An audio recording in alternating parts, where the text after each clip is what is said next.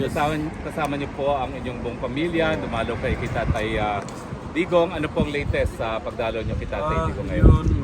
Ngayon, nakakain siya ng lunch niya. Pagpasok ko mga 1:30, pagkatapos siya ng kain lunch. Okay naman, masaya siya. Siyempre, pinangaralan niya yung mga apo niya.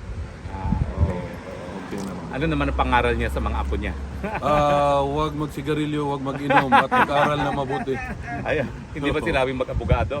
Ito, pinapalipat na sa isang school sa Manila. Oo, para mag-abogado siya. Abogado. Ano pa po? May balita ba kayo tungkol sa Pilipinas na dinala sa kanya at anong reaksyon niya? Wala naman. Tinanong niya lang kung kumusta yung Davao. Sabi ko naman okay naman yung pamamalakad ni Baste, yung kapatid namin. Yun. Tapos sabi niya magsabihan daw siya. Kasi alam niya na si Baste minsan umiinit ang ulo pag nagsasalita. So sinabihan niya na kumalma lang. Yung panunumpa po niya, meron na pong arrangement. Sa ngayon wala pa akong alam sa abogado.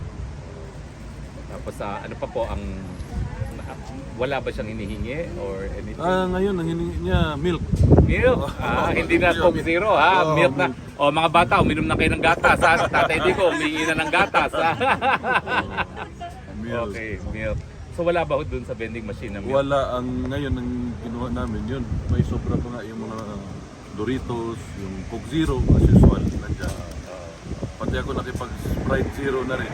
So nagbaon kayo ng barya para dun sa vending machine? Pwede naman card. Card. Kasi bawal barya ata. Kasi yun, nasahe. Usual. Okay, Masahe. masahe. Paano pala yan pag wala kayo? Sino nagmamasahe sa kanya? Wala. Tinanong pa nga, hindi daw siya binasahe ni Baste. Nag-aaral na ba si Basti ng masahe ho? Wala ata. Wala pa.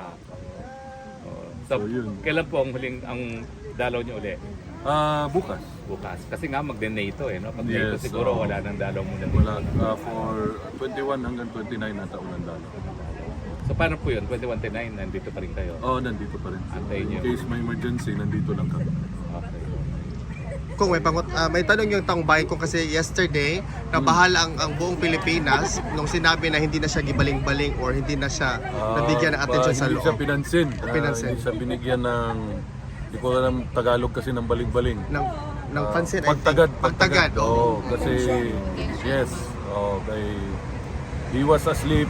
Tapos yung nagising, too late na para i-serve yung pagkain niya. And nandyan na kami.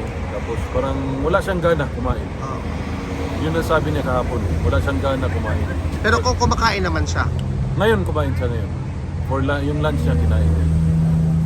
may mensahe ba si PRRD kung sa mga buong sambayan ng Pilipino? Yun pa rin, ayusin ang Pilipinas. Yun lang. Okay. So, thank you very much. Kayo naman po, anong pang balita ngayon sa Kongreso? Minungkahi ni VP Sara na tumakbo daw kayo para speaker. Naghihintay lang ako nung 240.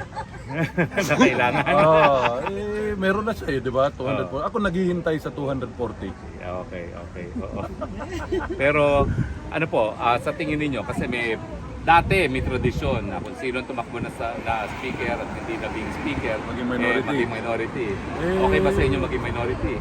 Ang balita ko ngayon, di na mangyayari yan. Kasi pag ang minority, pinapabubutohan na rin ni ano ang pangalan niya? Yung mga tambaluslos. Tambalas na.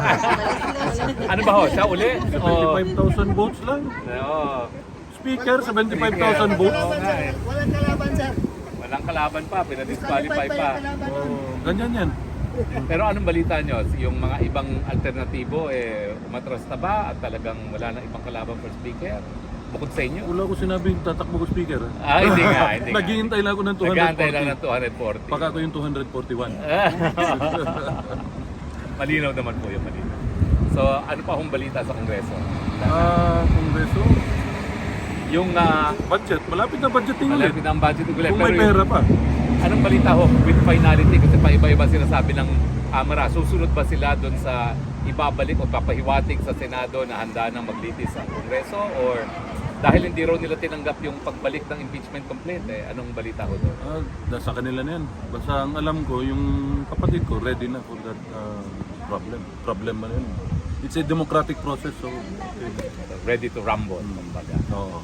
Ready for the platform. Kung uusapan niyo ba yung pag-take out ni Tatay Digong with respect sa pagkapanalo niyang mayor? Mga lawyers yan. Okay.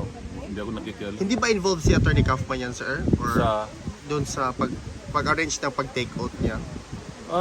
dapat from the consulate. Okay, Oo. okay. Dapat sa Pilipino siya mag-usap. Kung nalipay si tatay ko sa Kapitas, Oo.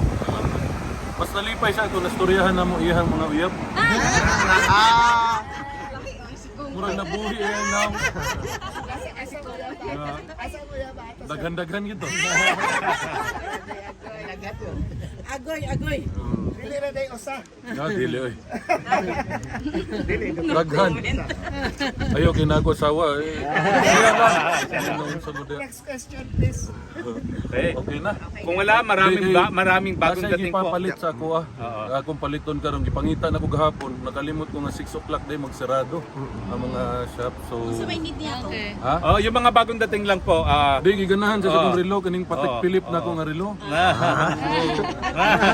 Kasyo, ako Apple. Patek Philip ba? Ganahan siya mga palit ko ron. Picture yung mga bagong Okay, dating. salamat kong